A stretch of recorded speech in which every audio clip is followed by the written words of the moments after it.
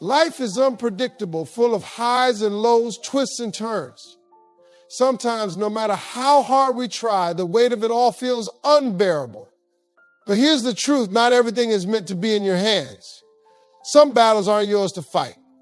That's when you let God handle it. Surrendering doesn't mean giving up, it means letting go of what's weighing you down. Too many of us hold on to situations we were never meant to control. We confuse being in charge with being responsible, but the two are not the same. Responsibility is about doing your part. Control is about trying to do it all. Surrendering is recognizing where your role ends and God's begins. When you try to handle everything on your own, you eventually burn out. That exhaustion you feel. It's your soul telling you that you're carrying a weight not meant for you. God didn't design you to do it all. He designed you to trust him. And trust starts with releasing your grip on what you can't fix. Some people think surrender is for the weak, but let me tell you, it takes strength to let go. It takes courage to admit that you don't have all the answers. Strength isn't about holding on tighter. It's about knowing when to let go. That's when true power shows up, the kind only God can provide. We live in a world that glorifies control. Take charge of your life, they say. But what happens when things spiral out of control? Do you panic? Or do you let God step in? Surrender doesn't mean you failed. It means you've trusted the one who never fails. That's wisdom, not weakness. When you surrender, you're not giving up, you're giving over. You're saying, God, I trust you more than I trust myself. That's not weakness, that's wisdom. And that wisdom is the foundation of peace, power, and progress. When you let God handle it, you stop carrying burdens that were never yours in the first place. Faith is not passive, it's proactive. Too often, people think faith means sitting back and waiting for a miracle. But faith isn't just belief, it's movement. It's doing what you can with what you have and trusting God to handle the rest. Action doesn't replace faith, it strengthens it. Imagine planting a seed. You don't just toss it into the dirt and walk away. You water it, nurture it, and protect it from harm. That's your role. But you can't force it to grow. That's God's part. Faith is the same way. You do what's in your power, but you trust God with what's beyond it. Control is the enemy of faith. When you try to control everything, you leave no room for God to work. You're saying, I've got this, when in reality you don't. Faith is about stepping back and saying, God, you got this. It's not about giving up, it's about giving over. Faith also demands patience. You won't see results overnight, but that doesn't mean nothing is happening. Just like the seed, growth happens beneath the surface before it breaks through. Your job is to keep taking small steps of faith, even when you don't see immediate results. Trust the process. The beauty of faith is that it frees you from the burden of control. When you trust God, you stop worrying about outcomes. You stop stressing about timelines. You simply do your part and let him handle the rest. That's when you'll see breakthroughs you never imagined possible. Worry is like quicksand. The more you struggle with it, the deeper you sink. Every time you replay the what ifs in your mind, you're giving worry more power over you. Worry isn't just a habit, it's a lack of trust. It's you saying, I'm not sure God can handle this.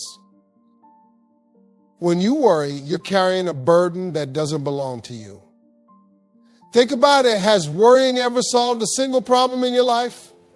No, all it does is steal your peace, rob your energy, and cloud your unears. Worry doesn't add, it subtracts. And the longer you hold on to it, the heavier it gets. You can't wrestle with worry and win. The only way to beat it is to let it go. But letting go doesn't mean ignoring the problem. It means giving it to God. Every time worry creeps in, replace it with prayer. Talk to God about what's on your heart and then leave it with him. That's how you break free. Worry also blinds you to solutions. When your mind is cluttered with fear, you can't see the opportunities God is placing in front of you. Clarity comes when you let go of anxiety and trust that God is already working behind the scenes. Worry is a distraction, but faith is a focus. When you stop wrestling with worry, you'll find a peace that doesn't make sense. It's not because the situation has changed, it's because your perspective has. You'll realize that you don't have to have all the answers because you serve a God who does. That's where true freedom begins. Timing is everything, but it's not always yours to control. We live in a world of instant gratification where waiting feels like a punishment. But God's timing isn't about convenience, it's about perfection. He sees the bigger picture, and his timing is always better than ours. When things don't happen when you want them to, it's easy to feel frustrated or forgotten. But delay doesn't mean denial. Sometimes God is protecting you from something you're not ready for. Sometimes he's preparing you for something greater. Either way, trust that the wait is worth it. Impatience is a sign of mistrust. When you rush ahead of God, you're saying, I don't believe you'll come through. But faith is about staying in step with him, even when the road feels long. Trust the process, even when it doesn't make sense. God's timing is often inconvenient for our plans, but it's always perfect for his purpose. The things you think are delays are often his way of setting things up for something far greater. Your job isn't to understand the timing, it's to trust the one who controls it. When you align yourself with God's timing, you'll find that everything falls into place exactly when it's supposed to. It may not be on your schedule, but it will always be right on time. Trust the process and let him handle the rest. Letting go isn't easy. It requires humility, courage, and faith. Most people hold on because they're afraid of losing control, afraid of the unknown, or afraid of failure. But the truth is, holding on to what's not working is more damaging than letting go. It keeps you stuck in a cycle of frustration and despair. When you let go, you make room for God to work. Holding on too tightly to your plans, your expectations, or your timeline blocks the blessings God has for you. Letting go isn't about losing. It's about gaining freedom, peace, and clarity. It's about trusting that God's plan is better than yours. Letting go also teaches you to focus on what truly matters. So much of what we hold on to is tied to pride, ego, or fear. But when you release those things, you find that the weight you've been carrying wasn't even necessary. You were holding on because it felt familiar, not because it was right. There's a power in saying, God, I can't do this on my own. That moment of surrender opens the door to strength you didn't know you had.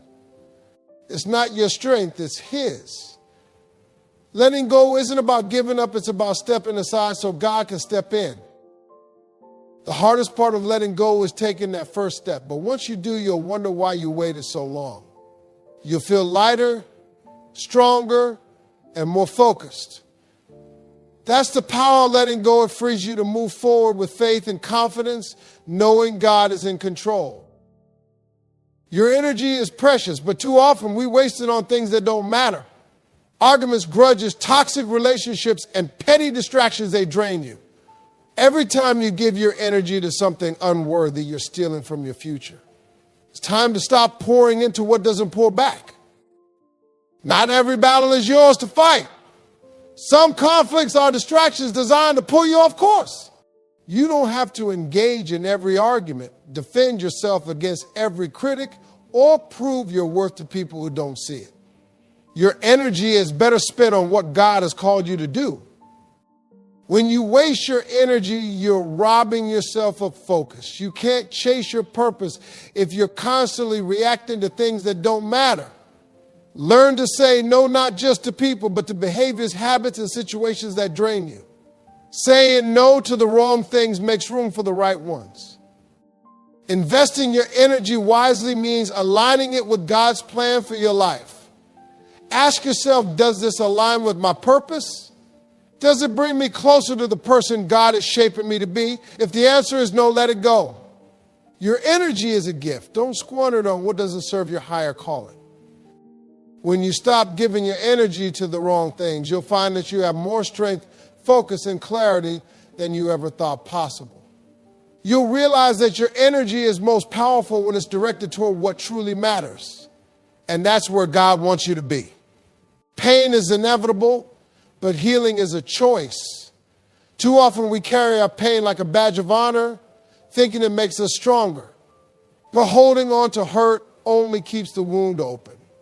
Healing begins when you let God into those broken places and allow him to do what only he can do. Healing doesn't mean forgetting or pretending the pain didn't happen. It means facing it, feeling it, and then releasing it.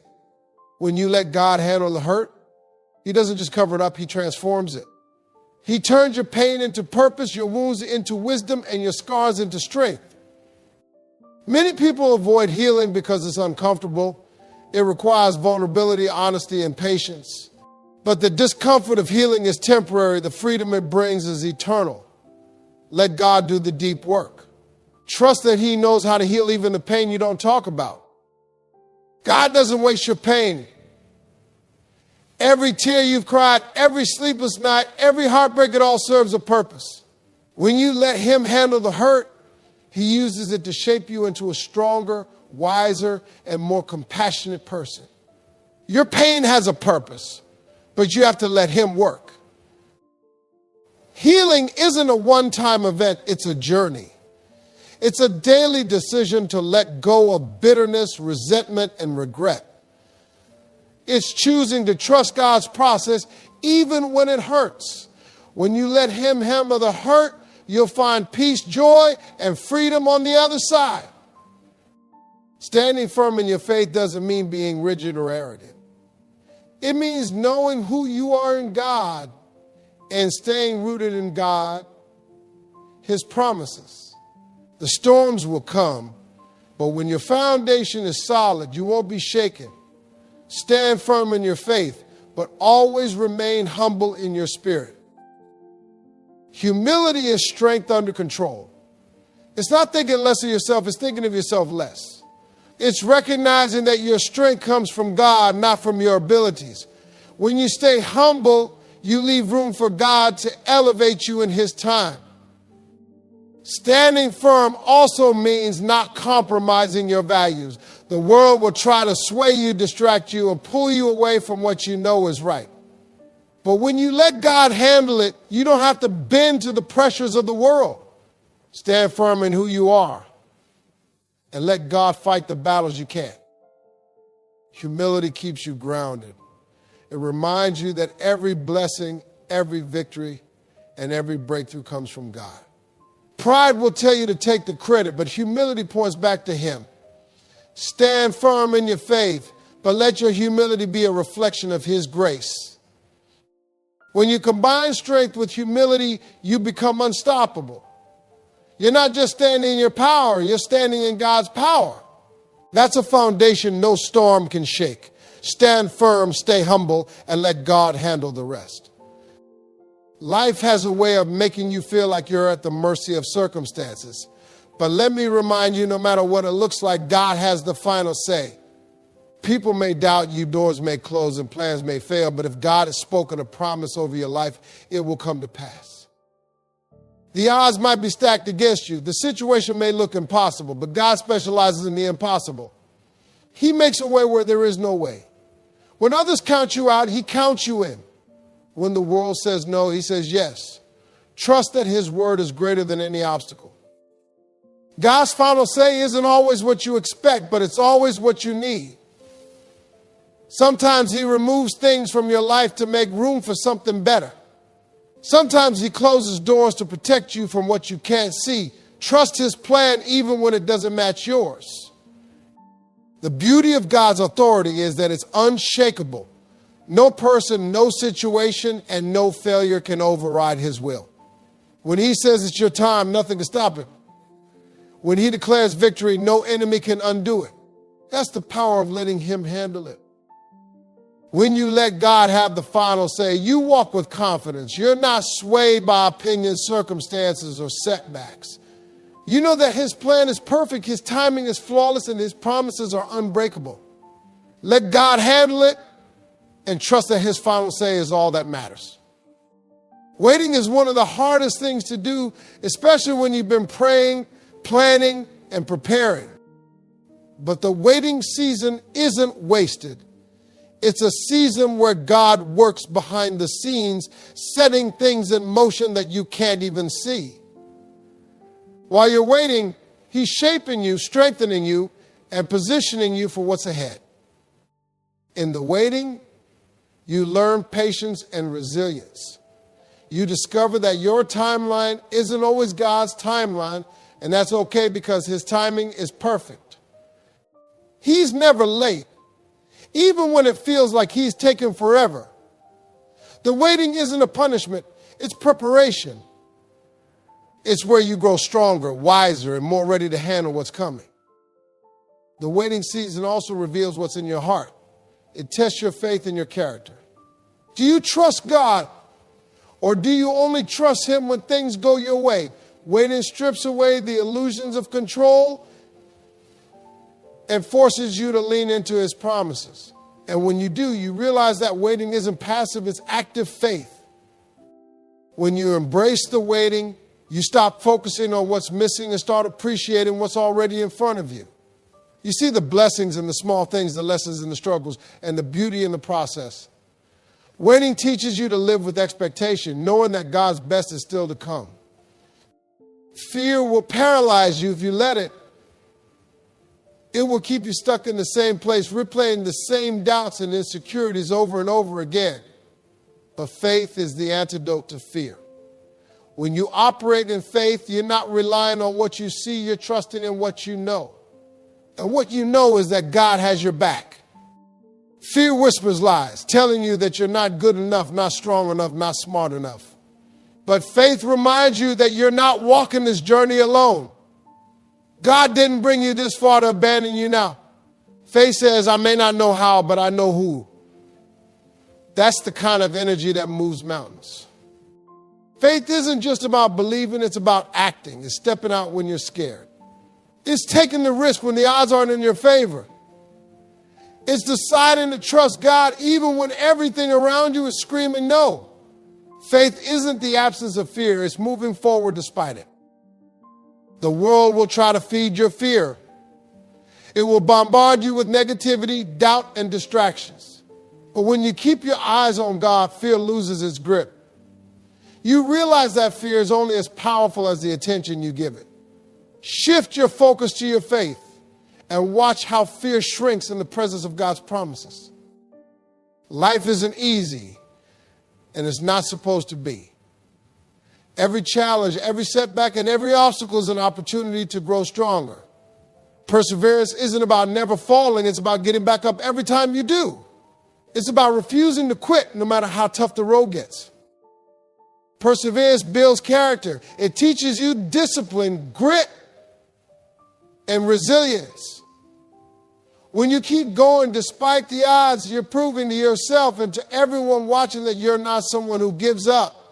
You're someone who fights, someone who endures, someone who finishes what they start. The road to success is never straight. It's filled with detours, delays, and disappointments. But every step forward, no matter how small, brings you closer to your destination. Perseverance is about taking those steps even when they're hard, even when they're painful, even when you're tired. It's about trusting that the journey is worth it. Sometimes the only difference between those who succeed and those who don't is perseverance. It's not about talent, luck, or connections. It's about the willingness to keep going when others stop. Perseverance is what separates the dreamers from the achievers. It's the fuel that keeps you moving no matter what stands in your way. Let me leave you with this, whatever it is you're facing, whatever storm is raging in your life, it's not too big for God to handle. It might feel overwhelming, like the weight of the world is pressing down on your shoulders, but remember, you were never meant to carry it all alone. That's why you've got to let God handle it. When you let God take control, you stop fighting battles that aren't yours to fight. You stop worrying about things that are beyond your reach. You find peace in the chaos, strength in your struggles, and clarity in your confusion. Letting God handle it doesn't mean you're giving up.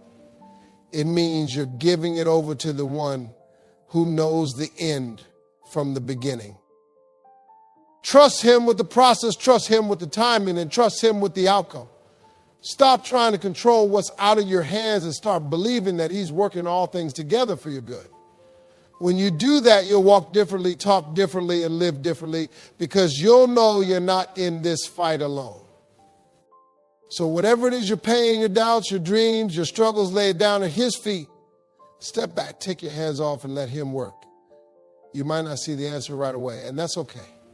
Faith isn't about seeing, it's about believing.